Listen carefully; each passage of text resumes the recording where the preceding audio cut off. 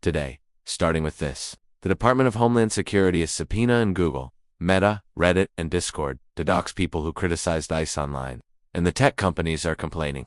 According to the New York Times, DHS has been quietly issuing subpoenas to tech platforms demanding names, emails, phone numbers, and other personal user data breakdowns that either pointed to ICE agent locations or just criticized ICE online.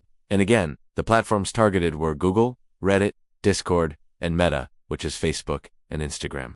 And every platform except Discord has complied with at least some of the requests. And this is happening while ICE is simultaneously using facial recognition technology. And protesters in Minneapolis and Chicago using a Palantir-built database to identify real-time locations or people that they're pursuing. And using tools that potentially allow them to hack into phones. You even have borders, our Tom Homan telling Fox News last month what the end game is. We will create a database where those people are arrested for interference. And so we will make them famous.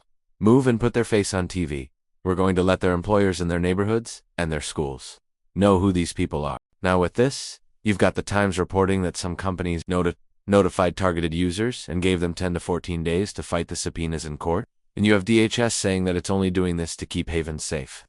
And while you have many calling BS on that, we also need to talk about the type of subpoena being used here. Because historically it's been deployed very rarely. Mainly for cases like catching child traffickers, because these are administrative subpoenas. Unlike arrest warrants, they don't require a judge's signature, and DHS can just issue them directly to Trump's DHS. They love using them. They always have it. Back in 2017, DHS tried to expose an anonymous Twitter user as critical of Trump's first administration, and then in Trump 2.0 last year. They used them against many accounts, posting updates about ICE raids in California and accounts documenting ICE sightings outside of Philadelphia.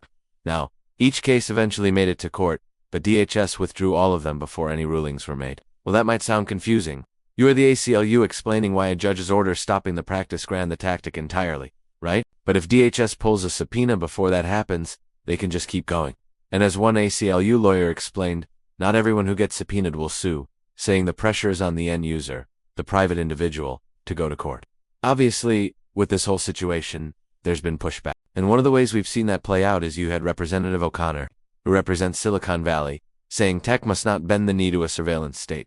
Google, Meta, and other companies should refuse to comply with administrative subpoenas that target anonymous speech. Critical of ICE is a blatant violation of the First Amendment. But the problem with that is, as we've seen, tech now loves bending the knee to MAGA. One of the best examples we've seen is Meta CEO Mark Zuckerberg.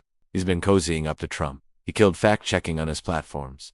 And he justified it by echoing Trump's talking point, saying that Meta's content moderation resulted in censorship. He also famously donated at Trump's second inauguration. Amazon and Google did as well.